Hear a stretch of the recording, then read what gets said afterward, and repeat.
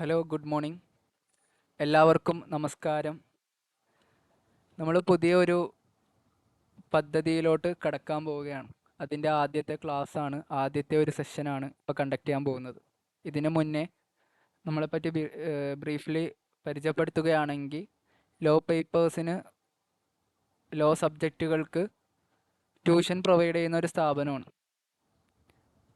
ഏകദേശം 8-9 ലോ പേപ്പറിന് നമ്മൾ ട്യൂഷൻസ് എടുത്തു കൊടുക്കുന്നുണ്ട്, ക്ലാസ്സുകൾ പഠിപ്പിച്ചു കൊടുക്കുന്നുണ്ട്. ലോ പേപ്പേഴ്സ് ഇപ്പോൾ ഭാരതീയ ന്യായ സംഹിത, IPCയുടെ പുതിയ version, criminal law 1 and 2, contract 1 and 2, constitution 1 and 2 പോലെയുള്ള സബ്ജക്റ്റുകൾ LLB സ്റ്റുഡൻസിനെ പഠിപ്പിക്കാറുണ്ട്. അതിനോടൊപ്പം ഒരു സോഷ്യൽ അവയർനെസ്സിൻ്റെ ഭാഗമായിട്ട് നമ്മളൊരു ലേൺ യുവർ കോൺസ്റ്റിറ്റ്യൂഷൻ എന്നൊരു പദ്ധതി ആവിഷ്കരിച്ചിരിക്കുകയാണ്.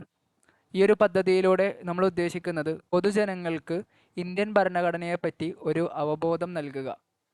ബേസിക്കലി അറിഞ്ഞിരിക്കേണ്ട കാര്യങ്ങൾ, വളരെ പ്രധാനപ്പെട്ട അല്ലെങ്കിൽ അടിസ്ഥാനപരമായി മനസ്സിലാക്കിയിരിക്കേണ്ട മൂല്യങ്ങളെപ്പറ്റി ഒന്ന് ഉണർത്തി കൊടുക്കുക.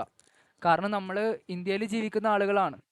അപ്പം നമ്മുടെ നാട്ടിൽ ജീവിക്കുമ്പോൾ നമ്മുടെ നാടിൻ്റെ ഏറ്റവും മൗലികമായിട്ടുള്ള ഗ്രന്ഥത്തെപ്പറ്റി നമ്മൾ മനസ്സിലാക്കണമല്ലോ, നമുക്കറിയണമല്ലോ നമുക്ക് എന്തെല്ലാം അവകാശം ഈ നാട് നമുക്ക് തരുന്നുണ്ട്, ഈ നാട്ടിലെ ഗവൺമെൻറ് നമുക്ക് ഏതെല്ലാം രീതിയിലുള്ള മൗലിക അവകാശങ്ങൾ തരാനുണ്ട്, ഏതെല്ലാം ഉത്തരവാദിത്തങ്ങൾ നമ്മൾ ഗവൺമെൻറ്റിനോട് പാലിക്കേണ്ടതായിട്ടുണ്ട് എന്ന് തുടങ്ങിയ വിഷയങ്ങളെപ്പറ്റി നല്ല രീതിയിൽ ബോധവാനായിരിക്കുക എന്നത് ഏതൊരു പൗരനെ സംബന്ധിച്ചിടത്തോളം അത്യാവശ്യമാണ്, അനിവാര്യമാണ്, വേണ്ടതാണ്.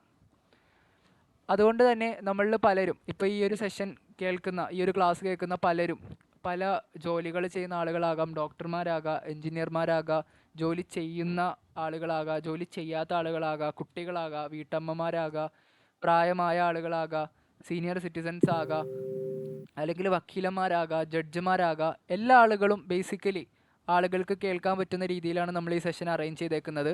ഇന്നു മുതലുള്ള നമ്മുടെ ഈ ക്ലാസ്സിൻ്റെ അകത്ത് എങ്ങനെയാണ് കോൺസ്റ്റിറ്റ്യൂഷൻ, എന്താണ് ഇന്ത്യൻ കോൺസ്റ്റിറ്റ്യൂഷൻ, എങ്ങനെയാണ് ഇന്ത്യൻ കോൺസ്റ്റിറ്റ്യൂഷനെ പറ്റി പഠിക്കേണ്ടത്, എങ്ങനെ പഠിക്കണം, ഈ കോൺസ്റ്റിറ്റ്യൂഷനെ പറ്റി എങ്ങനെ മനസ്സിലാക്കാം എന്ന് തുടങ്ങിയ എല്ലാ കാര്യങ്ങളും വളരെ ബേസിക്കായിട്ട് അടിസ്ഥാനം മുതൽ നമ്മൾ പഠിപ്പിക്കും, പറഞ്ഞു തരും.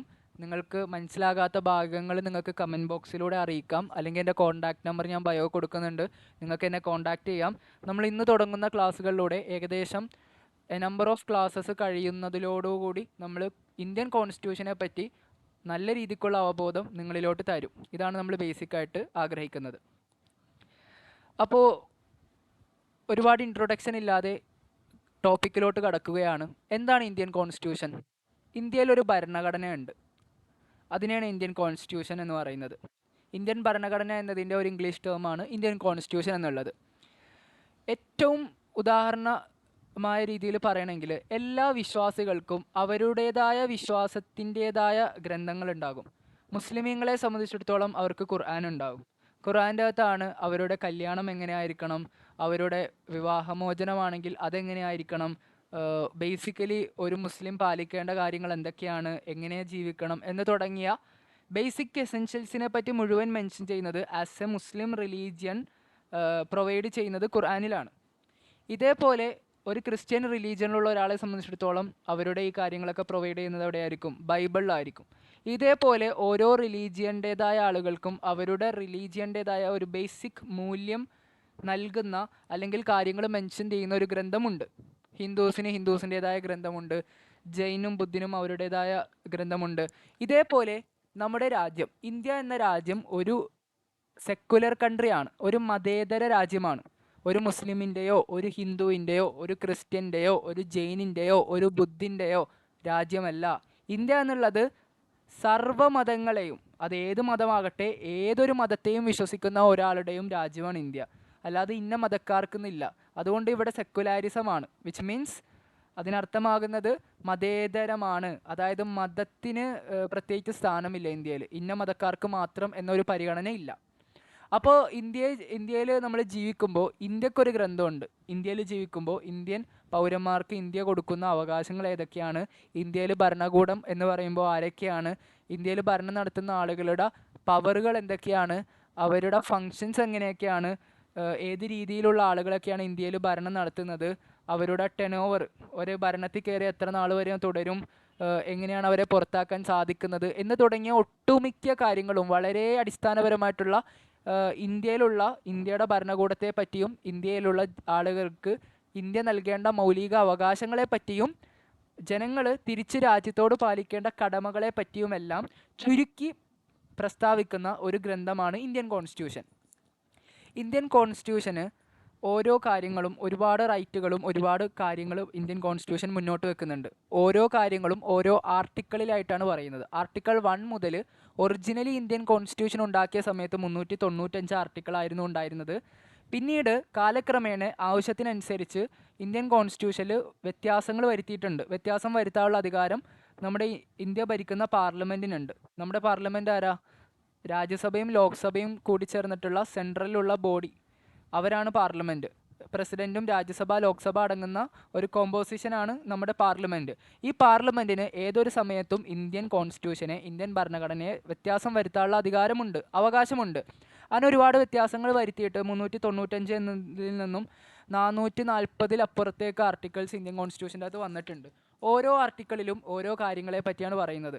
വെറുതെ ഒരു എക്സാമ്പിൾ പറയുകയാണെങ്കിൽ ഇന്ത്യൻ കോൺസ്റ്റിറ്റ്യൂഷൻ്റെ ആർട്ടിക്കിൾ 14 എല്ലാവരെയും തുല്യരായി കാണണം, ഒരാളോടും വിവേചനപരമായിട്ടുള്ള നിലപാടുകൾ സ്വീകരിക്കാൻ പാടില്ല എന്ന് പറയുന്നത് ആർട്ടിക്കിൾ 14, 15 തുടങ്ങിയ ആർട്ടിക്കിളിലായിട്ടാണ്. അപ്പം നമ്മളിതെല്ലാം ഡിസ്കസ് ചെയ്യും. ആർട്ടിക്കിൾ പ്രധാനപ്പെട്ട 1 മുതലുള്ള ആർട്ടിക്കിൾ എങ്ങനെയൊക്കെയാണ് പഠിക്കേണ്ടത്, ഏതൊക്കെ രീതിയിൽ എന്തൊക്കെ പഠിച്ചു വെക്കണം, മനസ്സിലാക്കി വെക്കണം എന്നുള്ള കാര്യം വഴിയുള്ള ക്ലാസ്സുകളിൽ നമ്മൾ നോക്കും. ഇന്ന് നമ്മൾ ബേസിക്കലി നോക്കാൻ പോകുന്നത് ഇന്ത്യൻ കോൺസ്റ്റിറ്റ്യൂഷൻ എന്നുള്ളത് നിലവിൽ വന്നതിൻ്റെ ഹിസ്റ്ററി എങ്ങനെയാണ് ഇന്ത്യൻ കോൺസ്റ്റിറ്റ്യൂഷൻ എന്നൊരു ഗ്രന്ഥം നിലവിൽ വന്നത്, എപ്പോഴാണ് വന്നത്. 1950 റിപ്പബ്ലിക് ഡേ 26 ജനുവരി 26 ഇന്ത്യൻ കോൺസ്റ്റിറ്റ്യൂഷൻ നിലവിൽ വരുന്നത്, കെയിം ഇൻ ടു ഫോഴ്സ്, പ്രാബല്യത്തിൽ വരുന്നത്. ഇതിൻ്റെ പണി പൂർത്തിയാവുന്നത് നവംബർ 26 പൂർത്തിയായി, അതിന് മുമ്പത്തെ വർഷം. പക്ഷേ ഇത് കെയിം ഇൻ ടു ഫോഴ്സ്, ഇത് പ്രാബല്യത്തിൽ വരുന്നത് 1950 ജനുവരി 26 അപ്പോൾ ഇത് ആരാണ് കൊണ്ടുവന്നത്? ഏതെങ്കിലും ഒരു വ്യക്തി എഴുതിയതാണോ? നമുക്ക് സംശയം തോന്നാം.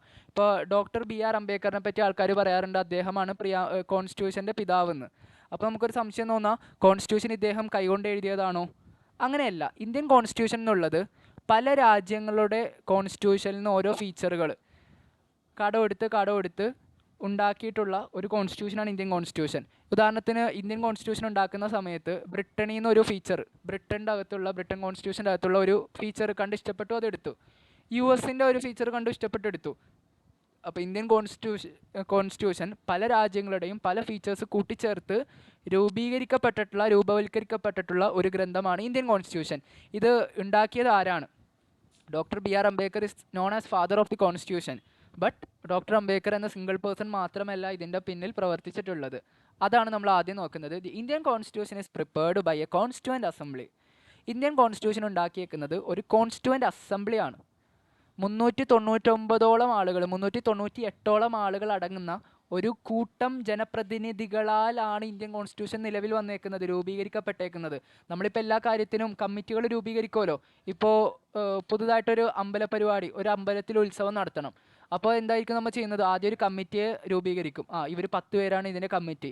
ഇവർ 10 പേരായിരിക്കും പരിപാടികൾ എങ്ങനെ നടത്തണം, ഇതിൻ്റെ കാശുകൾ എങ്ങനെ കണ്ടെത്തണം, ഇതിൻ്റെ പടക്കം പൊട്ടിക്കണം, ഇതെങ്ങനെയാണ് അതെങ്ങനെയാണെന്നുള്ള കാര്യങ്ങളൊക്കെ തീരുമാനിക്കുന്നത് ആരായിരിക്കും? ഈ അമ്പല കമ്മിറ്റിയിലുള്ള ഈ കമ്മിറ്റി മെമ്പേഴ്സ് ആയിരിക്കും. ഇതേപോലെ ഇന്ത്യൻ കോൺസ്റ്റിറ്റ്യൂഷൻ രൂപീകരിക്കാൻ വേണ്ടി ഒരു കോൺസ്റ്റിറ്റ്യൂവൻ്റ് അസംബ്ലി കുറച്ച് മെമ്പേഴ്സിനെ സെലക്ട് ചെയ്യുകയും ഇതൊരു ഇലക്ഷനിലൂടെയാണ് മെമ്പറുകളെ സെലക്ട് ചെയ്തത്. ഇന്ത്യയിലെ ഓരോ പ്രദേശത്ത് നിന്നും ഓരോ ആളുകളെ തിരഞ്ഞെടുത്ത് ജനപ്രതിനിധികളായിട്ടുള്ള 300-ൽ പരം, അത് നമ്മൾ താഴെ കറക്റ്റ് അതിൻ്റെ നമ്പർ പഠിക്കും, അത്രയും ആളുകൾ അടങ്ങുന്ന ഒരു കോൺസ്റ്റിറ്റ്യൂവൻ്റ് അസംബ്ലി എന്നാണ് അവരെ പറയുന്നത്. ഇവരടങ്ങുന്ന ഈ ഒരു കമ്മിറ്റിയാണ് ഇന്ത്യൻ കോൺസ്റ്റിറ്റ്യൂഷൻ പ്രിപ്പയർ ആക്കിയത്. ഇവരിൽ ഓരോ ആളുകളും ഓരോരോ നിർദ്ദേശങ്ങൾ മുന്നോട്ട് വെച്ച് കൂടി ആലോചിച്ച് വേണ്ടാത്തത് കളഞ്ഞ് വേണ്ടത് ചേർത്ത് അങ്ങനെയാണ് ഇന്ത്യൻ കോൺസ്റ്റിറ്റ്യൂഷൻ രൂപീകരിച്ചത്. What is a Constituent Assembly? The Constituent Assembly is an institution specifically conceived for the creation or modification of a constitution. Indian Constitution ഉണ്ടാക്കിയെടുക്കാൻ വേണ്ടി മാത്രം നിലവിൽ വന്ന ഒരു കൂട്ടം, ഒരു കമ്മിറ്റിയാണ്, ഒരു അസംബ്ലിയാണ് കോൺസ്റ്റിറ്റ്യൂവൻ്റ് അസംബ്ലി എന്ന് പറയുന്നത്. കോൺസ്റ്റിറ്റ്യൂഷൻ വരുന്നതുമായി ബന്ധപ്പെട്ട കുറച്ച് വർഷങ്ങളും കുറച്ച് കാര്യങ്ങളാണ് ഇവിടെ കൊടുത്തേക്കുന്നത്. 1934 എന്ന് പറഞ്ഞൊരു വർഷം നിങ്ങൾ കാണുന്നത്. ഈ 1934 the idea of a constituent assembly for India was put forward for the first time by M.N. Roy. N Roy എന്ന് പറഞ്ഞ വ്യക്തിയാണ് ഇന്ത്യൻ കോൺസ്റ്റിറ്റ്യൂഷൻ്റെ ഐഡിയ മാൻ എന്നറിയപ്പെടുന്നത്. കാരണം ഇന്ത്യൻ കോൺസ്റ്റിറ്റ്യൂഷൻ, ഇന്ത്യയിൽ ഇത്തരത്തിലൊരു കോൺസ്റ്റിറ്റ്യൂഷൻ വേണം. മറ്റ് രാജ്യങ്ങളിൽ ഓൾറെഡി ഉണ്ട് കോൺസ്റ്റിറ്റ്യൂഷൻ. ഇന്ത്യൻ കോൺസ്റ്റിറ്റ്യൂഷൻ നിലവിൽ വന്ന സമയത്ത് ലോകത്ത് മറ്റ് രാജ്യങ്ങളിൽ പലയിടത്തും കോൺസ്റ്റിറ്റ്യൂഷൻസ് ഉണ്ട്. അപ്പോൾ ഇന്ത്യയിലും അത്തരത്തിലൊരു കോൺസ്റ്റിറ്റ്യൂഷൻ വേണം എന്നൊരാവശ്യം എൻ റോയ് എന്ന് പറഞ്ഞ വ്യക്തിയാണ് ആദ്യമായിട്ട് മുന്നോട്ട് വെക്കുന്നത്. അപ്പോൾ ഈ ഐഡിയ പറഞ്ഞ വ്യക്തിയാണ് എൻ റോയ്. മനസ്സിലാക്കി വെക്കുക, N Roy is the first person who put forward for the first time the idea about the Indian constitution. അദ്ദേഹം ഈ ഒരു ഐഡിയ പറയുന്നത് 1934 നമുക്ക് കാണാൻ സാധിക്കും.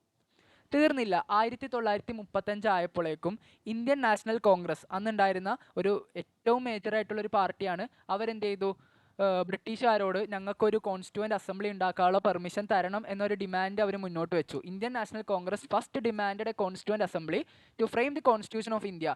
ഞങ്ങൾക്കൊരു കോൺസ്റ്റിറ്റ്യൂഷൻ വേണം, അതിനൊരു കോൺസ്റ്റിറ്റ്യൂവൻ്റ് അസംബ്ലി ഞങ്ങൾക്ക് ഉണ്ടാക്കാനുള്ള പെർമിഷൻ തരണം എന്നുള്ള ആവശ്യം ഇന്ത്യൻ നാഷണൽ കോൺഗ്രസ് എന്ത് ചെയ്തു, ബ്രിട്ടീഷുകാരോട് മുന്നോട്ട് വെച്ചു.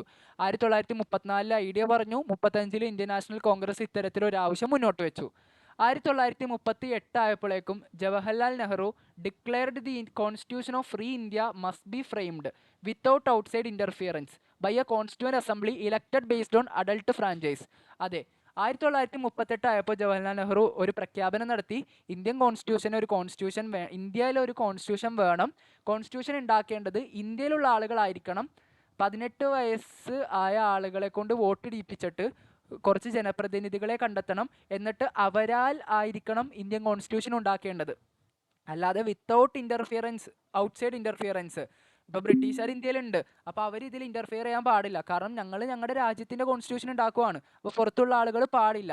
അപ്പോൾ അവരുടെ ഇൻ്റർഫിയറൻസ്, അവരുടെ ഇടപെടലുകൾ ഇല്ലാതെ, പുറത്തുള്ള ആളുകളുടെ ഇടപെടലുകൾ ഇല്ലാതെ ഇന്ത്യയിലുള്ള ആളുകളാൽ തിരഞ്ഞെടുക്കപ്പെടുന്ന പ്രതിനിധികളെ വെച്ചുകൊണ്ട് ഒരു കോൺസ്റ്റിറ്റ്യൂവൻ്റ് അസംബ്ലി ഫോം ചെയ്യണം എന്നൊരാവശ്യം ജവഹർലാൽ നെഹ്റു 1938 മുന്നോട്ട് വെച്ചു. അങ്ങനെ 1940 ആയപ്പോഴേക്കും first time in the principal the demand for a constituent assembly was accepted by the ബ്രിട്ടീഷുകാർ ഇത് അക്സെപ്റ്റ് ചെയ്തു. ഇനി ഓഗസ്റ്റ് ഓഫർ എന്ന് പറഞ്ഞ ഓഫറിൻ്റെ അകത്താണ് ഇത് അക്സെപ്റ്റ് ചെയ്തത്. എന്തുകൊണ്ടാണ് ഇവർ പെട്ടെന്ന് ഇത് അക്സെപ്റ്റ് ചെയ്യാനുള്ള കാരണം എന്നറിയാവോ? നിങ്ങൾ നിങ്ങൾക്ക് എന്ത് തോന്നുന്നു? 1940 ആയപ്പോഴേക്കും ബ്രിട്ടീഷുകാർ അംഗീകരിച്ചു, നിങ്ങളുടെ ഇന്ത്യയുടെ ആവശ്യം ഞങ്ങൾ സ്വീകരിക്കുന്നു. ബ്രിട്ടീഷുകാർ വെറുതെ ഇങ്ങനെ എന്തെങ്കിലും കാര്യം അംഗീകരിക്കോ? ഇന്ത്യ ഭരിക്കുന്ന ആൾക്കാരല്ലേ അവരുടെ കയ്യിലല്ലേ ഇന്ത്യ. വെറുതെ ഇന്ത്യക്കാരോ എന്ന് പറയുമ്പോൾ നിങ്ങൾ കോൺസ്റ്റിറ്റ്യൂഷൻ ഉണ്ടായിക്കോ എന്നൊരു അനുമതി ബ്രിട്ടീഷുകാർ വെറുതെ കൊടുക്കൂല. അതിൻ്റെ പിന്നെ റീസൺ ഉണ്ട്. റീസൺ എന്താ സംഭവം എന്നറിയാവോ? ഒന്നാം ലോക മഹായുദ്ധം കഴിഞ്ഞ് രണ്ടാം ലോക മഹായുദ്ധം നടക്കുന്ന ഒരു സമയമാണിത്. രണ്ടാം ലോക മഹായുദ്ധം എന്നൊക്കെ പറയുമ്പോൾ ബ്രിട്ടനൊക്കെ വല്ലാതെ ത്രെട്ടണിലായിരുന്ന ഒരു സമയമാണ്. അതായത് ജർമ്മനിയൊക്കെ ഒരു വശത്ത്, ബ്രിട്ടൻ US ഒക്കെ ഇപ്പുറത്തെ വശത്ത്, നല്ല രീതിയിലുള്ള ഇറ്റലിയും ജർമ്മനിയൊക്കെ അപ്പുറത്ത് നിന്ന് ഫൈറ്റ് ചെയ്യുമ്പോൾ ഇപ്പുറത്തെ സൈഡിൽ നിന്ന് US ബ്രിട്ടനൊക്കെ ഇരുന്ന് ഫൈറ്റ് ചെയ്യാനാണ്.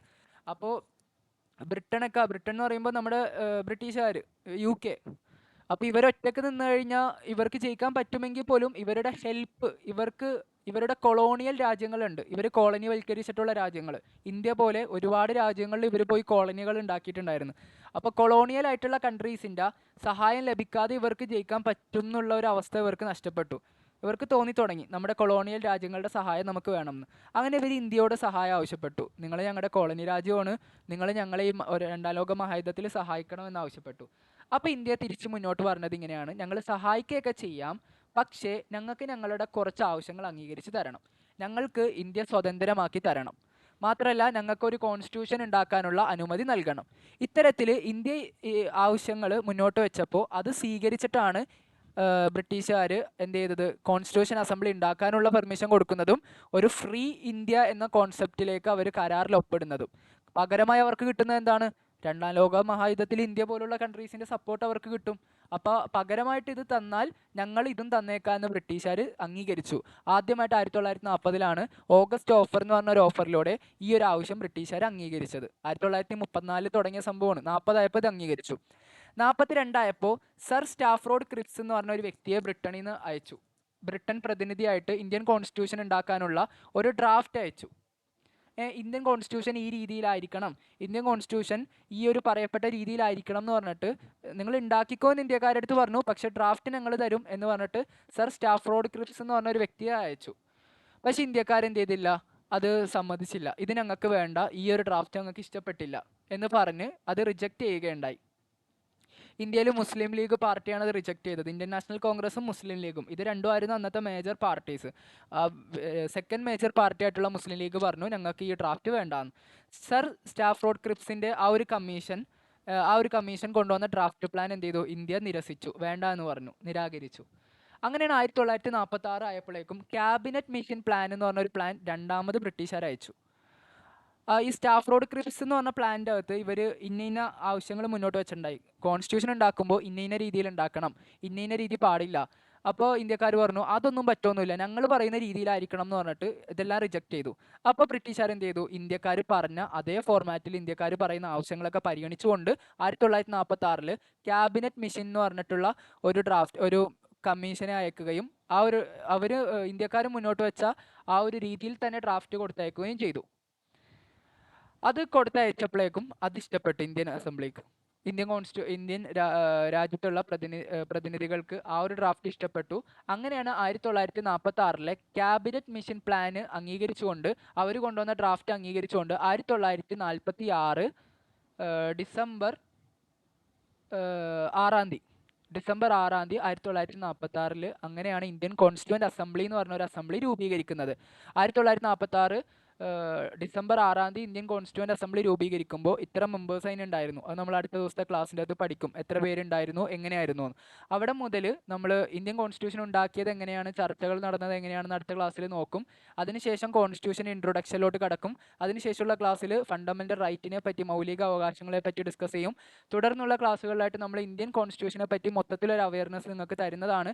ഇത്രയും കാര്യങ്ങളാണ് ബേസിക്കലി ഇന്ത്യൻ കോൺസ്റ്റിറ്റ്യൂഷനെ പറ്റി തുടക്കം പറയാനുള്ളത്. ഈ ക്യാബിനറ്റ് മിഷൻ പ്ലാനിൻ്റെ ഡ്രാഫ്റ്റ് അംഗീകരിച്ചുകൊണ്ടാണ് ഒരു കോൺസ്റ്റിറ്റ്യൂവൻ്റ് അസംബ്ലി, ഇന്ത്യൻ കോൺസ്റ്റിറ്റ്യൂഷൻ്റെ ഒരു കമ്മിറ്റി രൂപീകരിക്കപ്പെടുന്നത്. 1946 ഡ്രാഫ്റ്റ് വന്നപ്പോൾ 46 ഡിസംബർ 6 ഇങ്ങനെ കോൺസ്റ്റിറ്റ്യൂവൻ്റ് അസംബ്ലി രൂപീകരിക്കപ്പെടുകയുണ്ടായി. So here we conclude. ഇന്നത്തെ സെഷൻ നമ്മളിവിടെ കൊണ്ട് വൈൻഡപ്പ് ചെയ്യുകയാണ്. ബാക്കി എന്ത് ചെയ്യുക, അടുത്ത ക്ലാസ്സിൻ്റെ അകത്ത് ഡിസ്കസ് ചെയ്യാം. നിങ്ങൾക്ക് നിങ്ങളുടെ അഭിപ്രായങ്ങൾ, വിലയേറിയ അഭിപ്രായങ്ങൾ നിങ്ങൾക്ക് ഇവിടെ കമൻറ്റ് ബോക്സിൽ രേഖപ്പെടുത്താം. സജഷൻസ് ഉണ്ടെങ്കിൽ അത് പറയാം, സംശയങ്ങളുണ്ടെങ്കിൽ ചോദിക്കാം. ഇനി കോൺടാക്ട് ചെയ്യണമെന്നാണെങ്കിൽ ബയോയിൽ എൻ്റെ നമ്പർ ഞാൻ കൊടുത്തിട്ടുണ്ട്, നിങ്ങൾക്ക് അതുവഴിയും കോൺടാക്ട് ചെയ്യാം. ഓക്കെ, നമ്മളിത് കംപ്ലീറ്റ് ചെയ്തിരിക്കും. തുടക്കം മുതൽ അവസാനം വരെ ഒരു ബേസിക് ഒന്നും അറിയാത്ത ഒരാൾ ഇന്ത്യൻ കോൺസ്റ്റിറ്റ്യൂഷനെ പറ്റി അറിയാൻ വന്നു കഴിഞ്ഞാൽ നിങ്ങൾക്ക് നല്ല രീതിക്ക് മനസ്സിലാക്കാൻ പറ്റുന്ന രീതിയിലാണ് സെഷൻസ് കണ്ടക്ട് ചെയ്യുന്നത്. സംശയങ്ങളുണ്ട് എങ്കിൽ നിങ്ങൾക്ക് ചോദിക്കാം. ഉറപ്പായിട്ടും ഈ ഒരു നമ്പർ ഓഫ് സെഷൻസ് കഴിയുന്നതോടുകൂടി നിങ്ങൾ നല്ല രീതിയിൽ അവെയർ ആയിരിക്കും എന്ന് ഉറപ്പ് നൽകുകയാണ്. Okay bye. അപ്പോൾ